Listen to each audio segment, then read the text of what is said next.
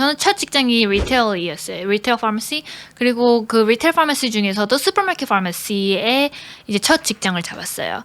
그리고 그 플로럴 파마시스트로 일을 했기 때문에 그 처음 반년 정도는 제 홈스토리 없이 제가 사는 곳에서 1시간 정도 반경에 있는 약국들에서 약사가 빵꾸가 나는 곳들에 가가지고서는 이제 제가 그 대신 이제 일을 해주는 뭐 그렇게 일을 하다가 스텝 파마시스트로 홈스토리를 받고 이제 일을 시작했죠.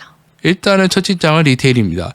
리테일 중에서도 이제 한국으로 치면 약간 드럭스토어 같은 느낌이에요. 앞에는 샴푸, 화장품부터 잡다한 거 다 팔고 가게 뒤에 가면 이제 약국이 있습니다.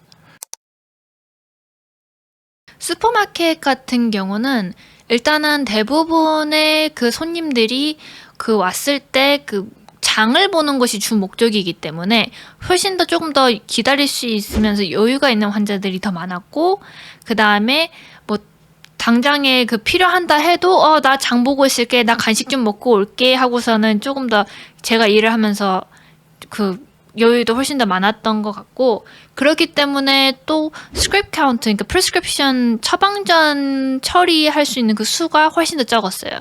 제 주변 친구들은 이제 뭐 하루에 뭐 700개를 했다, 뭐 800개를 했다.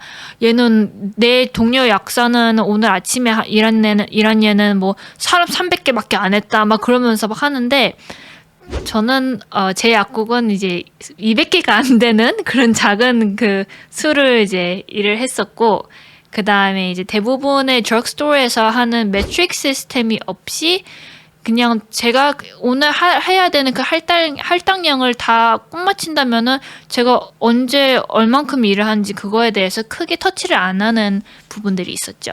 드럭스토어하고 이제 슈퍼마켓의 큰 차이점은 일단은 스크립 숫자가 좀 더 다릅니다. 물론 이제 월마트 같이 좀 특이한 경우는 있어요. 이제 그런 거 생각을 좀 빼고 얘기를 해보면, 보통 이제 저희 같이 드럭스토어 계열의 이 약국들은 진짜 약국이 위주로 만든 회사 가게다 보니까 이제 스크립 숫자도 많고 거기 가는 손님들도 진짜 약을 타는 걸 주 목적으로 해서 갑니다. 슈퍼마켓에 그래도 뭔가 장을 보기 위해서 가고 가는 김에 약을 타온다는 느낌이면, 저희는 이제 약을 타러 거기 가는 와중에 뭔가 눈에 띄으니까 이것저것 사는 경우라서 뭐랄까, 약을 좀 더 빨리, 서비스 좀 더 많이 빨리 디맨드를 하는 그런 모습이 좀 있어요. 그러니까 바로 앞에 딱 서가지고 쳐다보고 있기도 하고, 약 언제 되냐 줄 서 있기도 하고 있기 때문에 거기에 대한 프레셔가 조금 더 있다. 그리고 꼭 100% 그런 거 아니지만 그래도 드라이브스루 같은 그런 서비스가 좀 더 있을 가능성이 커요. 그러다 보니까 조금 더 약국 관련된 일이 조금 더 미어터져 나간다는 느낌이 듭니다. 물론 그렇다고 다들 그 약국에 약만 찾아오는 건 아니에요. 이상한 환자 중에 한 명은 이제 제 기억에는 그 아이스크림으로 유명한 가게에서 일했는데, 가게 안에 굳이 안까지 들어와서 아이스크림을 사가지고 다시 자기 차로 들어가서 드라이브스루로 들어와서 아이스크림을 막 핥으면서 저한테 처방전을 주는데 이해가 안 가더라고요. 애초에 그럼 그걸 들고 들어오지, 다 가게 안에 들어왔는데. 페이는 제가 제 친구들보다 조금 더 세게 받았어요. 한 시간에 뭐 1, 2불 정도 더 세게 받았는데, 제가 시작했을 때 한 67불 정도로 기억을 해요. 페이는 65%에서 66% 거기 언저리였던 걸로 기억을 합니다. 그래도 리테일이고 약간 외곽 지역이라서 조금 더 센 걸로 기억을 해요. 첫날에는 진짜 많이 부담이 있어가지고서는 항상 계속 초긴장 상태로 그 처음 8시간, 제 8시간 시프트를 했기 때문에 긴장의 그 끈이 그 계속 이어지면서 그 조금만 그 두통이라고 할까나? 그 두통을 달고서는 하루 종일 일을 했던 기억이 있어요.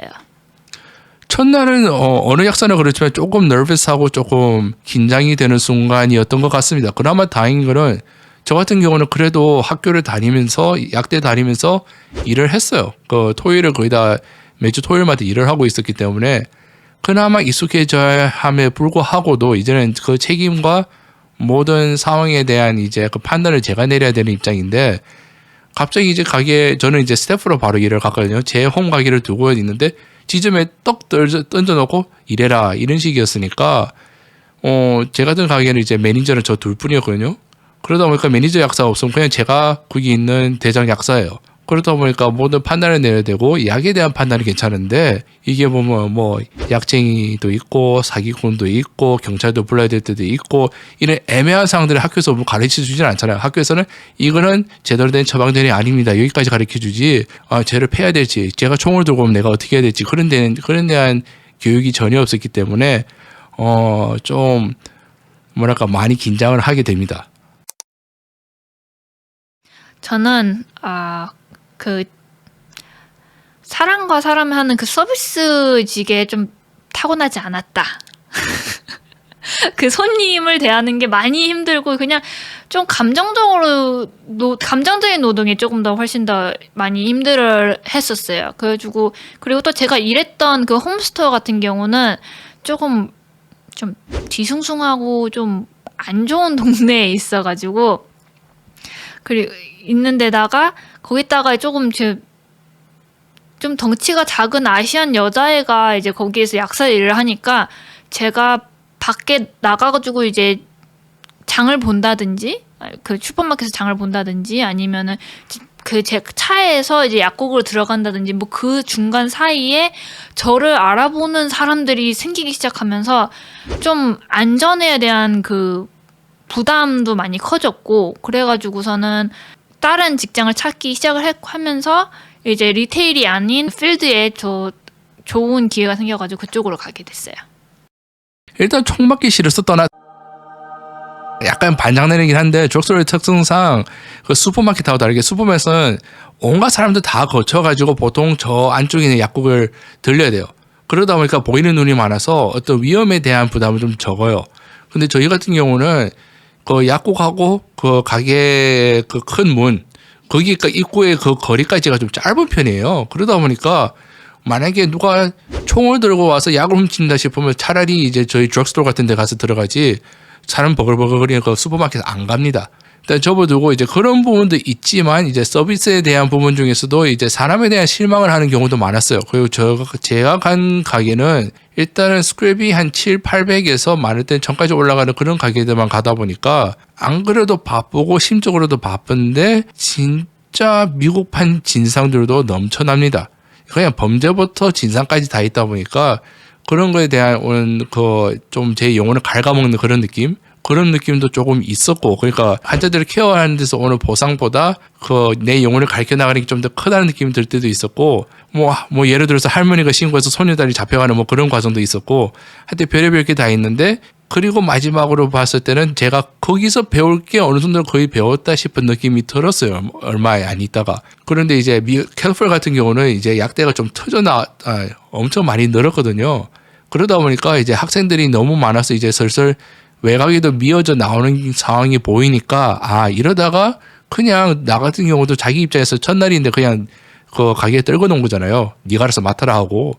그런 거 보면 조금 더 인건비가 싼 애를 얼마든지 나를 가르치울 수도 있겠구나 싶은 느낌이 들어서 조금 더 특화시켜서 전문화를 해야 되겠다 싶어서 그런 기회를 항상 엿보고 있다가 기회가 오자마자 바로 갈아탔습니다. 저는 앞에서 말을 했다시피 리테일로 돌아갈 수 있는 사람이 아닙니다.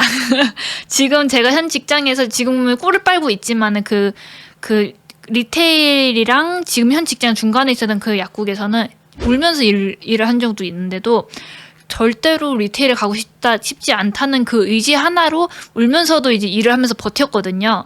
그래서 저는 절대 리테일로 돌아가지 않을 것 같아요. 만약에 진짜 옵션이 없고 리테일만 자리가 있다 그러면 뭐 어쩔 수 없이 살기 위해서 가겠지만은 그렇지 않고서는 조금 다른 곳에 일을 할 수 있다는 옵션이 있다면은 그게 페이가 좀 적더라도 그걸 울면서 일을 한다 하더라도 리테일에 돌아가지는 않을 것 같아요. 안 가. 리테일이 특별한 교육을 더 받지 않고서는 금전적 보상이 가장 좋은 것 중에 하나예요. 그러다 보니까 사실 제가 투자만 열심히 했어.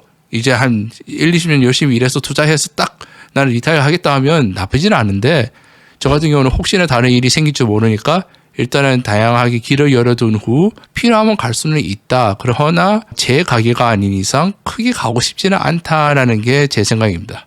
적어도 대기업에 있는 리테일은 조금 기피하지 않을까 하는 게 제 생각입니다. 여기 와서 오늘의 제방전 여기까지.